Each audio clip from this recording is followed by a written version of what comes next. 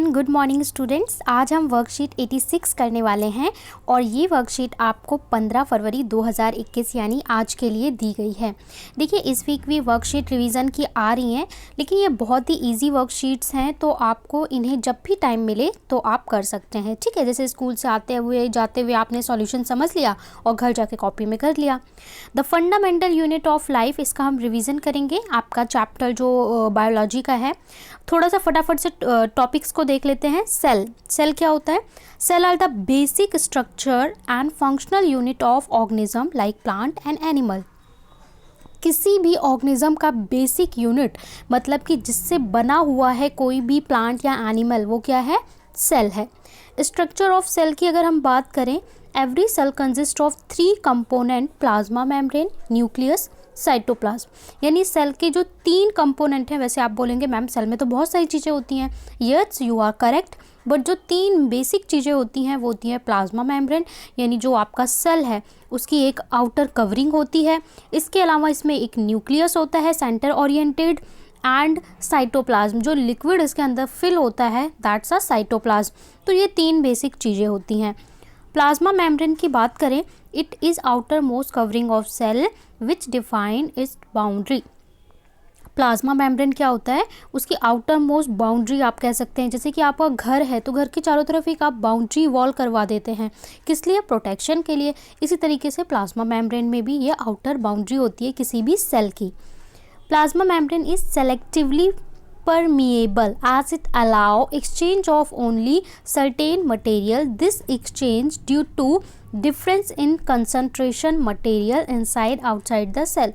तो देखिए ये जो मेम्ब्रेन की आउटर मोस्ट कवरिंग होती है, ये क्या करती है? कुछ विशेष चीज़ों को, विशेष पदार्थों को ही अंदर आने और जाने देती है। इसलिए हम क्या बोलते हैं? सेलेक्टिवली। जैसे आप बोलते हैं ना आप सेलेक्टिव हैं, आप हर किसी से नहीं मिलते, तो इसी तरीके से ये मेम्ब्रेन क्या है? सेलेक्टिव, कुछ विशेष चीज़ों का ही आवाजाही को अलाउ करती है। This process is called diffusion. For gases exchange, osmosis. तो गैसेज एक्सचेंज, डिफ्यूज़न और ऑस्मोसिस का प्रोसेस हमने डिटेल में पढ़ा था। अब देखिए यहाँ पे आपको दिया हुआ है effect different type of solution on cell. Cell पर क्या असर पड़ता है डिफरेंट सॉल्यूशंस का? When surrounding liquid solution is dilute than inside the cell hypotonic solution. क्या होता है when surrounding liquid is solution? जब हमारा देखिए हमने 3 चीज़ पढ़ी थी एक पढ़ा था हाइपोटोनिक, एक पढ़ा था हाइपरटोनिक और एक पढ़ा था आइसोटोनिक। यानी फर्स्ट केस में क्या होता है, जब आप सेल को डालते हो तो सेल क्या हो जाता है? स्वेल अप हो जाता है, अपनी नॉर्मल कंडीशन से थोड़ा बड़ा हो जाता है, फूल जाता है। दूसरा क्या था? जिसमें स्वेल अप हो जाता है, थोड़ा सा पिचक जाता है। और तीसरा था जिसमें उस पर नो चेंज, यानी कोई भी असर नहीं करता है जब वो अपने सॉल्यूशन में होता है। When surrounding liquid solution is more concentrated than inside, अगर बाहर का ज़्यादा कंसनट्रेटेड है इनसाइड से तो वो हाइपरटोनिक होता है। इसमें सेल क्या होता है? श्रिंक हो जाता है, पिचक जाता है। और आइसोटोनिक, जिसमें दोनों का कंसनट्रेशन सेल के अंदर और बाहर बराबर रहता है, तो इसे आइसोटोनिक कहते हैं। सेल वॉल क्या होती है? Cell wall is found only in plant cell. देखिए प्लांट सेल में 2 कोटिंग होती है, एक प्लाज्मा मेम्ब्रेन और एक सेल वॉल। तो जो सेल वॉल है वो आउटर कवरिंग होती है, ठीक है, और ये प्लांट सेल में ही होती है। बनी किससे होती है? सेलुलोज से बनी होती है और कॉम्प्लेक्स स्टार्च गिविंग स्ट्रक्चर, और ये स्ट्रेंथन करने का काम करती है। प्लाज्मोलिसिस क्या होता है? Is the loss of water during osmosis.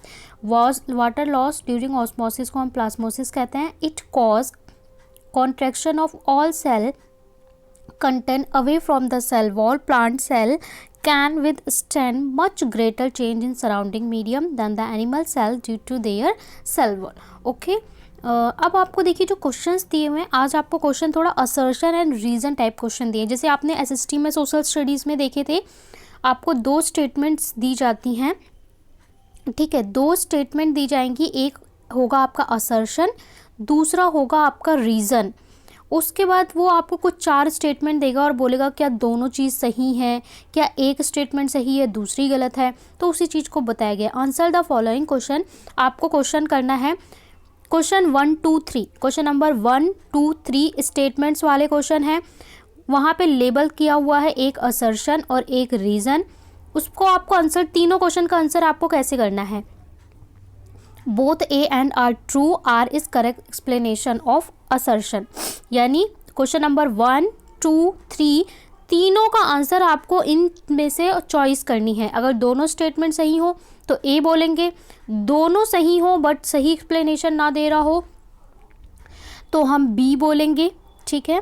A true हो आर फॉल्स हो तो सी, ए फॉल्स हो आर ट्रू हो तो जी बोलेंगे। क्वेश्चंस देख लेते हैं। फर्स्ट क्वेश्चन में बोला है a cell swell up in a hypotonic solution. जो हाइपोटोनिक सॉल्यूशन होता है उसमें सेल फूल जाता है, तो सही बात है, अभी हमने पढ़ा। आर है hypotonic solution are dilute than the liquid inside cell, तो ये भी सही है। तो यहाँ पे बोथ जो असर्शन और रीज़न है करेक्ट है और इसका करेक्ट एक्सप्लेनेशन है, तो इसका A is your correct answer. यानी कि यहाँ पे जो आपका ए है क्वेश्चन नंबर 1 के लिए, ये क्वेश्चन 1 के लिए आपका क्या हो जाएगा, ए हो जाएगा, ठीक है। तो आप यहाँ पे ए लिख सकते हैं। उसके बाद क्वेश्चन 2 में बोला है plant cell can withstand more greater changes in surrounding medium than animal cell.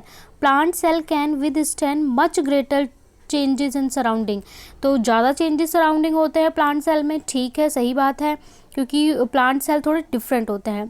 Plant cell have cell wall, plant cell में सेल वॉल होता है, जी हाँ, सेल वॉल की वजह से ही वो इतने ज़्यादा स्ट्रेंथेंड होते हैं, तो दोनों सही हैं। तो यहाँ पे भी आपका ऑप्शन क्या हो जाएगा, ए। क्वेश्चन 3 में बोला है plasma membrane is selectively permeable, तो ये सही बात है। और आर बोला है any material can passes through plasma membrane, कोई भी मटेरियल पास हो सकता है, जी नहीं, ये गलत है और ये सही है। तो यहाँ पे आपका A is true, R is false, तो यहाँ पे ऑप्शन सी आपका क्वेश्चन नंबर 3 के लिए क्या हो जाएगा, C is your correct answer. Question 4 में बोला है why do plants possess cell wall apart from cell membrane, why do plant cell possess cell wall, plant cell में सेल वॉल क्यों होता है, तो देखिए यहाँ पे आपको क्लियरली बोला हुआ है cell wall is found only plant cell made up of cellulose is complex starch giving structural, तो इसको आप ये लिख सकते हो structural strength to the plant cell. Plant cell को एक स्ट्रक्चरल स्ट्रेंथ देने के लिए प्लांट में क्या होता है, हमारा सेल वॉल होता है, आंसर नंबर 4, ठीक है। इसके बाद क्वेश्चन 5 में बोला है सम dried raisins were kept in water and later in highly concentrated sugar solution then effect observed in raisins, थोड़े किशमिश को आप डाल दीजिए पानी में high concentration of sugar solution, क्या इफेक्ट होगा, shrink and then swell, swell and then shrink, swell only, और आपको बोला है shrink only. Give reason in support your answer, तो देखिए यहाँ पे आप बोलोगे क्वेश्चन नंबर 5 के लिए आप बोलोगे B is correct, swell and then shrink, तो इसमें आप बोलोगे कि द सॉल्यूशन इज़ हाइपरटोनिक, ठीक है, हाइपरटोनिक सॉल्यूशन होगा, दैट्स वाई जो हमारा किशमिश है, रेजिन्स है, वो स्वेल अप हो जाएंगे एंड देन वो श्रिंक होंगे।